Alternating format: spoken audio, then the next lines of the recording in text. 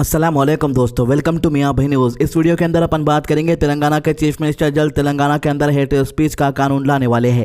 साथ ही तेलंगाना के अंदर होने वाले म्युनिसिपल इलेक्शन के अंदर एआईएमआईएम अपनी पूरी ताकत लगाने वाली है और हज 2026 का लकी ड्रॉ हो चुका है। किसको क्या फायदा मिलेगा, इस बारे में डिटेल्स में बात करेंगे। वीडियो शुरू करने से पहले आप सभी से रिक्वेस्ट है कि हमारे चैनल को सब्सक्राइब कर लीजिए। तेलंगाना के चीफ मिनिस्टर रेवंत रेड्डी ने हैदराबाद में एक प्रोग्राम के दौरान कहा कि तेलंगाना हुकूमत आने वाली असेंबली सेशन में हेट स्पीच के खिलाफ एक सख्त कानून पेश करने जा रही है।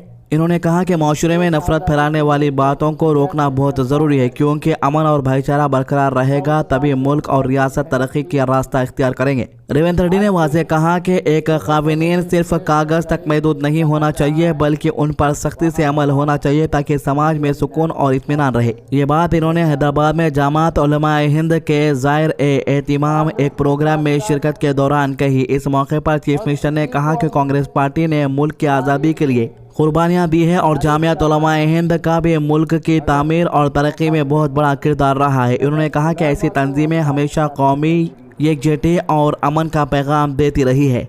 रेवंत रेड्डी ने मरकजी वजीर दाखिला अमित शाह को चैलेंज देते हुए कहा कि अगर हिम्मत है तो तेलंगाना में आकर हुकूमत बना कर दिखाए। इन्होंने कहा कि तेलंगाना के लोग सब कुछ समझते हैं और नफरत और तकसीम की सियासत को कभी कबूल नहीं करेंगे।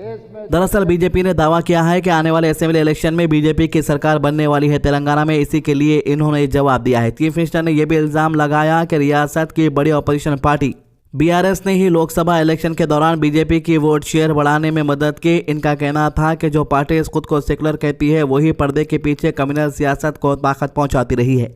रेवंत रेड्डी ने कहा कि तेलंगाना में कांग्रेस की हुकूमत माइनॉरिटीज के सपोर्ट से बनी है और हुकूमत इनके हकों की हिफाजत के लिए पूरी तरह कमिटेड है। इन्होंने अमित शाह को एक और चैलेंज देते हुए कहा कि अगर वो चाहता है तो 4% मुस्लिम रिजर्वेशन को खत्म करके दिखाए। रेवंत रेड्डी ने याद दिलाया कि यह रिजर्वेशन पहले वाईएस राजशेखर रेड्डी के दौर में दिया गया था और इससे हजारों लोगों को नौकरी और तालीम के मौके मिले। इनका कहना था कि कांग्रेस हुकूमत पूरी कोशिश करेगी कि ये रिजर्वेशन जमीनी सतह पर सख्ती से लागू रहे। चीफ मिनिस्टर ने माइनॉरिटी से अपील की कि वो तालीम को सबसे ज्यादा अहमियत दे, क्योंकि तालीमी मुस्तकबिल को बेहतर बनाती है। इन्होंने कहा कि कांग्रेस पार्टी ने हमेशा माइनॉरिटी लीडर को सियासी मौके दिए हैं और इन्हें आगे बढ़ाने का प्लेटफॉर्म फराहम किया है। नेशनल लेवल पर भी कांग्रेस में कई बड़े लीडर माइनॉरिटी से आए जिन्हें जिम्मेदारियां और इज्जत दी गई। रेवंत रेड्डी ने बताया कि तेलंगाना में भी माइनॉरिटीज को एमएलए टिकट्स, एमएलसी के ओहदे, वजीर मनसब और कॉरपोरेशन के पोस्ट दिए गए। इन्होंने कहा कि चाहे इलेक्शन हार भी जाए, लेकिन काबिलियत और लीडरशिप को देखकर कांग्रेस हमेशा उन्हें आगे लाने की कोशिश करती रही है।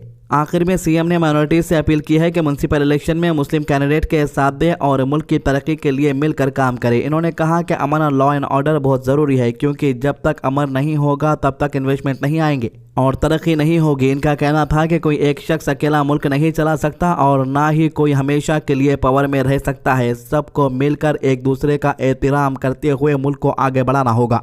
वहीं दूसरी तरफ कहा जा रहा है ये सिर्फ म्युनिसिपल इलेक्शन नहीं, ये सिर्फ काउंसलर या चेयरपर्सन चुनने का मौका नहीं है, ये एक सोच का इम्तिहान है। ये एक फैसला है कि हम सिर्फ वोट देने वाले रहेंगे या अपनी किस्मत का फैसला खुद करने वाले शहरी बनेंगे। असदुद्दीन ओवैसी ने तेलंगाना के लोगों से सीधा सवाल किया कि कब तक हम सिर्फ गिनती के लिए इस्तेमाल होते रहेंगे। कॉन्स्टिट्यूशन हिंद हमें हक देता है कि हम अपनी लीडरशिप खुद चुने, अपनी आवाज़ खुद बनाए, लेकिन अफसोस के सालों से हम सिर्फ वोट बैंक बनकर रह गए हैं। ओवैसी ने कहा कि चाहे कांग्रेस हो, बीआरएस हो या बीजेपी, हर पार्टी ने अपनी लीडरशिप को मजबूत किया। उन लोग मेयर बने, चेयरपर्सन बने, पावर के सेंटर्स में बैठे और हम सिर्फ वोटिंग लाइन में खड़े रहे। इसलिए अब वक्त आ गया है कि हम अपना वोट को सिर्फ मोहर नहीं एक फैसला बनाए। अब आप सिर्फ वोटर नहीं रहेंगे, आप हक रखने वाले शहरी होंगे। ओवैसी ने पुरजोर अंदाज में कहा कि एआईएमआईएम इस दफ़ा म्युनिसिपल इलेक्शन का पूरा गेम बदल देगी। जैसे बिहार में असेंबली इलेक्शन में एआईएमआईएम ने 5 सीटें जीती, जैसे महाराष्ट्र में कॉर्पोरेटर इलेक्शन में स्ट्रॉन्ग परफॉर्मेंस दिया,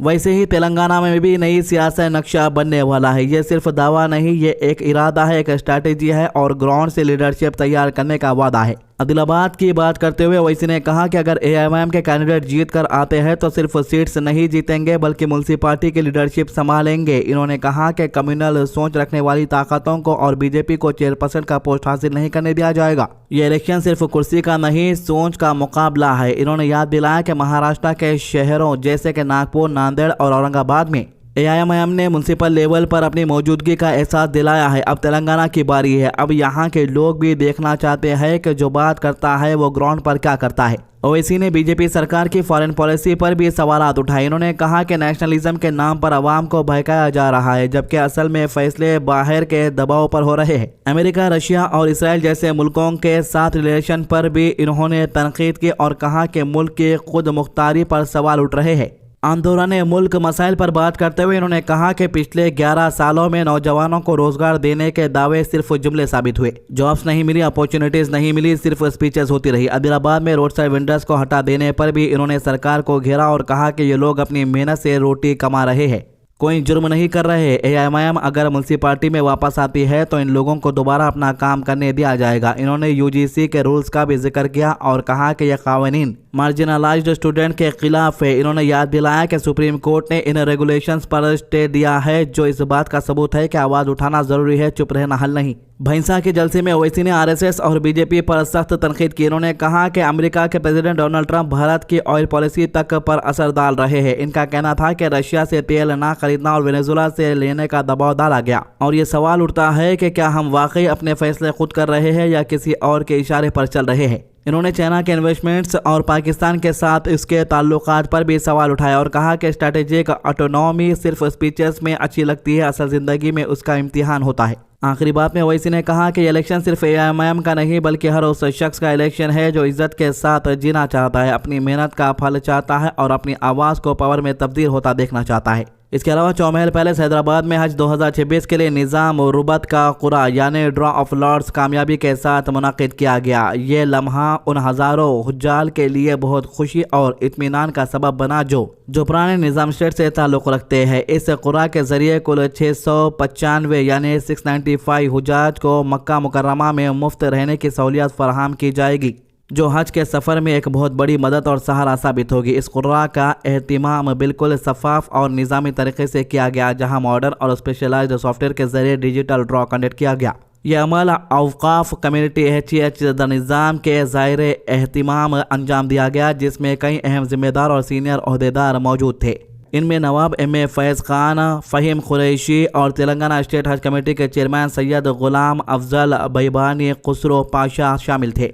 निज़ाम रुबत एक तारीख़ी और फलाही इदारा है जो निज़ाम ऑफ हैदराबाद ने कायम किया था, ताकि पुराने हैदराबाद स्टेट से आने वाले हुज्जाज को मक्का मुकर्रमा में महफूज, मुनज़्ज़म और मुफ्त रिहाइश फराहम की जा सके। ये रुबात सिर्फ एक इमारत नहीं बल्कि रहमत, खिदमत और इंसानी हमदर्दी का एक जिंदा मिसाल है, जो कई नस्लों से हुज्जाज की मदद करता आ रहा है। हज 2026 के लिए जिन 695 हुज्जाज का इंतखाब हुआ है, उनके लिए ये सहूलत बहुत बड़ी रहमत है, क्योंकि इनसे हर हाजी को तकरीबन 50,000 रुपये की बजट होगी।